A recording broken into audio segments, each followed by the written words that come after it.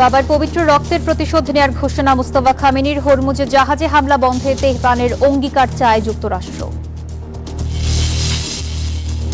হত্যার চেষ্টা হলে নিজ বাহিনীকে বিধ্বংসী পদক্ষেপ নেয়ার নির্দেশ ট্রাম্পের। ইরানকে লক্ষ্য করে 1000 ক্ষেপণাস্ত্র ছুড়বে যুক্তরাষ্ট্র। এবং বিশ্বজুড়ে বিরূপ প্রকৃতি, ফিলিপাইনে বাঘের তাণ্ডবে 15 জনের প্রাণহানি। নয়াদিল্লিতে ভারী বর্ষণে মৃত্যু 5, আসামে বন্যা সতর্কতা দাবা। স্বাগত গ্লোবাল টাইমে বিশ্বের নানা প্রান্তের খবর নিয়ে আপনাদের সঙ্গে রয়েছি আমি মেহেরুন্নেসা মেঘলা। দেখছিলেন শিরোনামগুলো। বাবার রক্তের প্রতিশোধ নেয়ার অঙ্গীকার ইরানের সর্বোচ্চ নেতা মুস্তাফা খামেনির। আয়াতুল্লাহ আলী খামেনির শেষকৃত্যের পর প্রথমবারের মতো দেয়া বার্তায় তিনি আরো বলেন, এই নিষ্পাপ রক্তের প্রতিশোধ নেওয়া হবে। এটাই আমাদের জাতির একমাত্র আকাঙ্ক্ষা। এ সময় বাবার শেষকৃত্যে অংশ নেওয়া লাখ লাখ মানুষের প্রতি কৃতজ্ঞতা প্রকাশ করেন মুস্তাফা খামেনি। গত ফেব্রুয়ারির শেষ দিকে যুদ্ধের প্রথম দিনই যুক্তরাষ্ট্র ও ইসরায়েলের হামলায় প্রাণ হারান Ayatollah Ali Khamenei.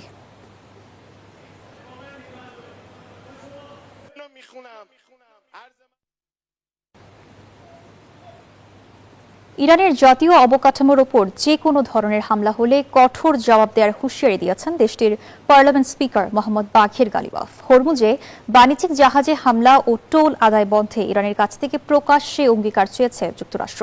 President Trump দাবি করেছেন, তেহরানের অনুরোধেই ফের আলোচনায় বসতে সম্মত হয়েছে ওয়াশিংটন। হামলার আতঙ্কে হরমুজ প্রণালীতে টানা তৃতীয় দিনের মতো বাণিজ্যিক জাহাজ চলাচল স্থবির রয়েছে। এরই মধ্যে যুক্তরাষ্ট্র সাফ জানিয়েছে, তেহরানকে প্রকাশ্যে হরমুজ প্রণালী সবার জন্য উন্মুক্তের অঙ্গীকার করতে হবে। বাণিজ্যিক জাহাজে হামলা ও টোল আদায়ও বন্ধ করতে হবে। এমন আবহে মার্কিন প্রেসিডেন্ট ডোনাল্ড ট্রাম্প দাবি করেছেন, ইরান ফের আলোচনায় ফিরতে আগ্রহ প্রকাশ করায় দুই দেশ নতুন করে সংলাপে বসতে সম্মত হয়েছে। যদিও ট্রাম্পের এমন দাবি নাকচ করেছে তেহরান, দেশটির পার্লামেন্ট স্পিকার বাঘের গালিবাফ সাফ জানিয়েছেন, সর্বাত্মক প্রতিরক্ষার জন্য প্রস্তুত ইরান। আর নতুন করে হামলাকে আন্তর্জাতিক আইন লঙ্ঘনের শামিল বলে আখ্যা দিয়েছেন জাতিসংঘের ইরানি রাষ্ট্রদূত। হরমুজ প্রণালীতে নৌ চলাচল নিরাপদ রাখা ও প্রয়োজনীয় মাইন অপসারণের দায়িত্ব সম্পূর্ণভাবে ইরানের। কোনো বিদেশি শক্তি হস্তক্ষেপ করলে উত্তেজনা বাড়বে। উত্তপ্ত পরিস্থিতিতে সংঘাত প্রশমনে ফের মধ্যস্থতা করছে কাতার, পাকিস্তান সহ একাধিক দেশ। নীরব দাস, নিউজ 24। হত্যা চেষ্টা হলে ইরানকে লক্ষ্য করে 1000 ক্ষেপণাস্ত্র ছুড়বে যুক্তরাষ্ট্র।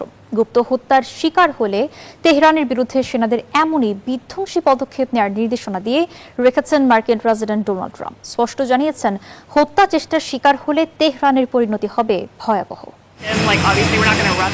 মার্কিন প্রেসিডেন্ট ডোনাল্ড ট্রাম্পকে হত্যার পরিকল্পনা নিয়ে চলছে জোর আলোচনা। একাধিক সংবাদ মাধ্যমের দাবি, ইসরায়েলের গোয়েন্দা সূত্র সম্ভাব্য হুমকির তথ্য যুক্তরাষ্ট্রকে জানিয়েছে। যদিও ট্রাম্পের ভাষ্য, এটি নতুন কোনো ষড়যন্ত্র নয়, বরং দীর্ঘদিন ধরেই তিনি ইরানের লক্ষ্যবস্তু।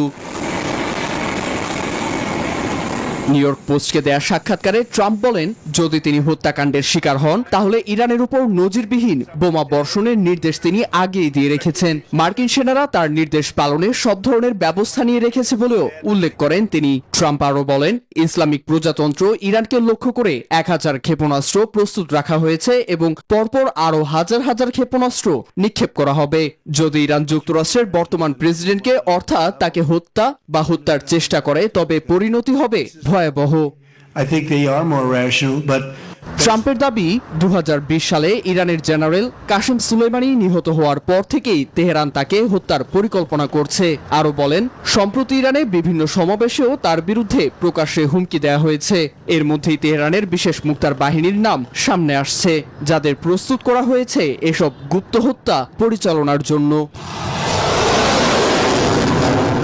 নীরব দাস, নিউজ 24। যুক্তরাষ্ট্রের শান্তি আলোচনার টোপ আর গিলতে চায় না রাশিয়া ও ইরান। যুদ্ধের ময়দানে এখন আরও শক্তি দেখানোর ছক কষছে দেশ দুটি, কারণ দফায় দফায় আলোচনার ফল হয়েছে শূন্য। কিছু কিছু সমঝোতা হচ্ছে, আবার তা হুড়মুড়িয়ে ভেঙেও পড়ছে। এমন অবস্থায় প্রশ্ন উঠছে, রণক্ষেত্রে মার্কিন বিরোধী শক্তি কতটা শক্ত, ভিতের উপরে দাঁড়িয়ে আছে এখন। বিস্তারিত থাকছে ডেস্ক রিপোর্টে। একদিকে ডোনাল্ড ট্রাম্প, অন্যদিকে ভ্লাদিমির পুতিন, বিশ্বের সবচেয়ে শক্তিশালী দুই দেশের নেতা। ইউক্রেন যুদ্ধ শান্ত করতে গত আগস্টে যুক্তরাষ্ট্রের আলাস্কায় বসেন তারা। ইতিবাচক আলোচনার বুলি আওড়ান, তবে ফলাফল শূন্য। আলাপের দরজা এখনো একটু খোলা, তবে কার্যত তা বন্ধই। চলমান অশান্ত ভূখণ্ডের আরেকটি ইরান। এখানেও প্রচ্ছন্ন যুদ্ধে লিপ্ত দুই পরাশক্তি, ইরান রাশিয়ার দিকে আর ইসরায়েলের সঙ্গী যুক্তরাষ্ট্র। এই সংঘাত থামাতেও মাতোয়ারা মার্কিন প্রেসিডেন্ট ট্রাম্প। সবশেষ সুইজারল্যান্ডের জেনেভায় যুক্তরাষ্ট্রের সঙ্গে বিবাদ মেটানোর সমঝোতা হয় ইরানের, কিন্তু খুব বেশি দিন টিকল না সেই বোঝাপড়া। ফের যুদ্ধে লিপ্ত দুই পক্ষ। আলোচনার এমন সব ঘের ছক করছে রাশিয়া। মস্কো মনে করছে এটাই এখন হতে পারে তাদের কার্যকর কৌশলী অবস্থান। রাশিয়ার বিরুদ্ধে থাকা ইরানও শান্তি আলোচনায় আশাবাদী হতে পারছে না। তেহরানের স্পষ্ট অবস্থান, মার্কিনীদের কোনো হম্বিতম্বি আর সহ্য করা হবে না। এখন থেকে ইরানের কোনো অবকাঠামোতে আক্রমণ হলে ইসরায়েলও হামলা করা হবে। রাশিয়ার প্রেসিডেন্ট ভ্লাদিমির পুতিন বরাবরই বলে চলেছেন, সামরিক লক্ষ্য অর্জন না হওয়া পর্যন্ত যুদ্ধ থামবে না। সব মিলিয়ে সমীকরণটা দাঁড়ায়, যুদ্ধের ময়দানে এখনো সুবিধাজনক অবস্থানেই আছে রাশিয়া আর ইরান। নীরব দাস, নিউজ 24। বিশ্বজুড়ে প্রকৃতির বৈরী-রূপ। একদিকে বন্যার ভয়াবহতা, অন্যদিকে দাবানলের তাণ্ডব। এরই মধ্যে ফিলিপাইনে ঘূর্ণিঝড় বাভির তাণ্ডবে সৃষ্ট বন্যা ও ভূমিধসে 15 জনের প্রাণ গেছে। এরপর এটি আঘাত হেনেছে জাপান ও তাইওয়ানে। এদিকে ভারী বর্ষণে নয়াদিল্লিতে প্রাণ গেছে আরও 5 জনের। টানা 3 দিনের বৃষ্টিপাতে আসামে জারি করা হয়েছে বন্যা সতর্কতা। অন্যদিকে স্পেন ও যুক্তরাষ্ট্রের ক্যালিফোর্নিয়ায় আরও ভয়াবহ আকার ধারণ করেছে দাবানল পরিস্থিতি। কয়েক দশকের মধ্যে সবচেয়ে শক্তিশালী টাইফুন বাভির তাণ্ডবে লণ্ডভণ্ড ফিলিপাইন। এরই মধ্যে বন্যা ও ভূমিধসে বেশ কয়েকজন প্রাণহানির খবর পাওয়া গেছে। তথ্য বলছে ঝড়টি সরাসরি ফিলিপাইনে আঘাত হানেনি, তবে এটি দক্ষিণ পূর্ব এশিয়ার দেশটি অতিক্রম করার সময় মিন্দানাও অঞ্চলের সারাঙ্গানি ও লানাও দেল সুর প্রদেশে প্রবল ঝড় বৃষ্টি, বন্যা ও ভূমিধস হয়। প্রতিকূল আবহাওয়ার কারণে ম্যানিলা বিমানবন্দর থেকে বাতিল করা হয়েছে আন্তর্জাতিক একাধিক ফ্লাইট। এরই মধ্যে ঝড়টি 144 থেকে 150 কিলোমিটার বেগে আঘাত এনেছে জাপানের ওকিনাওয়া ও ইশিগাকি দ্বীপে। মিয়াকো দ্বীপে গেল 40 বছরের মধ্যে সবচেয়ে বেশি বৃষ্টিপাত রেকর্ড করা হয়েছে, বিদ্যুৎহীন প্রায় 20,000। এর প্রভাবে তাইওয়ানের উত্তর ও পূর্বাঞ্চলে বিদ্যুৎহীন 1.5 লাখ মানুষ। টাইফুনটি রাতে 120 থেকে 140 কিলোমিটার বেগে চীনের জেজিয়াং প্রদেশের ওয়ানজুতে আঘাত হানবে। নিরাপদ আশ্রয় সরিয়ে নেওয়া হয়েছে 17 লাখের বেশি মানুষকে। টানা বৃষ্টিতে নয়াদিল্লিতে আরো প্রাণহানির খবর জানিয়েছে দেশটির গণমাধ্যম। আসামে জারি করা হয়েছে বন্যা সতর্কতা। ত্রিপুরা ছাড়াও জম্মু ও কাশ্মীরের পুঞ্চ জেলায় বেড়ে গেছে নদীর পানি। উত্তরাখণ্ড ও হিমাচলে পাহাড় ধসে বন্ধ শতাধিক গুরুত্বপূর্ণ সড়ক। এদিকে শুষ্ক আবহাওয়ায় ভয়াবহ আকার ধারণ করেছে স্পেনের আন্দালুসিয়া অঞ্চলের দাবানল পরিস্থিতি। এর পরিধি বাড়তে থাকায় দক্ষিণাঞ্চলের এল পসিকোর বাসিন্দাদের নিরাপদ আশ্রয়ে সরে যাওয়ার নির্দেশ দিয়েছে কর্তৃপক্ষ। পাশাপাশি নিখোঁজদের উদ্ধারে অব্যাহত রয়েছে অভিযান। ক্যালিফোর্নিয়ার লস অ্যাঞ্জেলেসের ল্যানো এলাকায় পুড়ে গেছে 1300 একর এলাকা। আফরিন মৌ, নিউজ 24। ইউক্রেনের পূর্বাঞ্চলীয় ক্রামাটোরস্ক ও জাপোরিজিয়া শহরে রাশিয়া বিমান হামলা চালিয়েছে। এতে 4 জন নিহত, আহত হয়েছেন অন্তত 10 জন। শনিবার ভোরে চালানো এই হামলায় আবাসিক ভবন ও বেসামরিক স্থাপনা বেশ ক্ষতিগ্রস্ত হয়েছে। এদিকে রাশিয়ার বিরুদ্ধে দূরপাল্লার হামলা আরও জোরদার করতে নতুন বিশেষ কমান্ড গঠনের ঘোষণা দিয়েছে ইউক্রেন। ইউক্রেনের বিভিন্ন অঞ্চলে ব্যালিস্টিক ক্ষেপণাস্ত্র ও ড্রোন দিয়ে বড় ধরনের হামলা চালিয়েছে রাশিয়া। ইউক্রেনের ক্রামাটোরস্ক ও জাপোরিজিয়ায় রাশিয়া ছোড়া 7টি FEP-25 বোমায় একটি বহুতল আবাসিক ভবন, একটি দোকান এবং কয়েকটি ব্যক্তিগত বাড়িসহ বেসামরিক স্থাপনা ক্ষতিগ্রস্ত হয়েছে। এই হামলায় কয়েকজন বেসামরিক নাগরিক নিহত হয়েছেন। এছাড়া অন্তত 10 জন গুরুতর আহত অবস্থায় হাসপাতালে চিকিৎসাধীন। স্থানীয় কর্মকর্তাদের আশঙ্কা হতাহতের সংখ্যা আরও বাড়তে পারে। দোনেৎস্ক অঞ্চলের গভর্নর ভাদিন ফিরাশকিন এই হামলাকে বেসামরিক নাগরিকদের লক্ষ্য করে চালানো পরিকল্পিত হত্যাকাণ্ড বলে উল্লেখ করেছেন।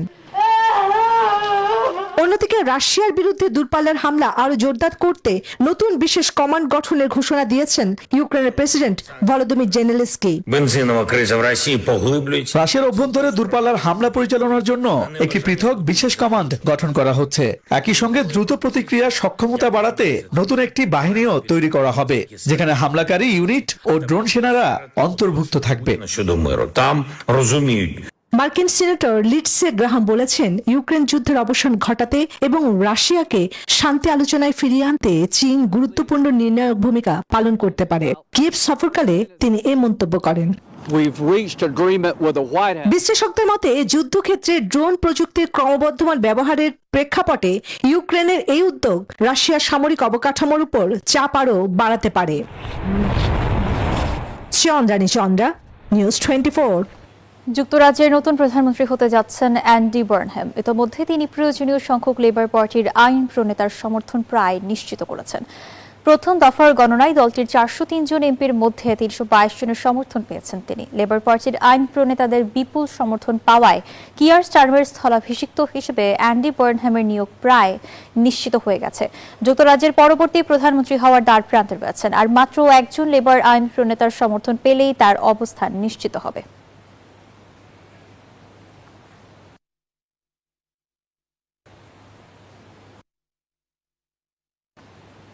যুক্তরাষ্ট্রের আরোপিত তেল অবরোধে জ্বালানির তীব্র সংকট দেখা দেওয়ায় কিউবার জাতীয় বিদ্যুৎ গ্রিড আবারও ধসে পড়েছে।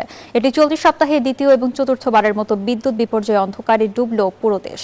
জ্বালানি সংকটে দ্বীপ দেশটির বহু পুরনো বিদ্যুৎ উৎপাদন ব্যবস্থা কার্যত অচল হয়ে পড়েছে। জ্বালানি মন্ত্রী ভিসেন্তে দেলা ও লেভি সামাজিক যোগাযোগ মাধ্যমে লিখেছেন, ইতোমধ্যে জাতীয় বিদ্যুৎ ব্যবস্থা পুনরুদ্ধারের কাজ শুরু হয়েছে। প্রতিদিনের অসংখ্য প্রতিকূলতার মধ্যেও এই জটিল পরিস্থিতি মোকাবেলার চেষ্টা চলছে।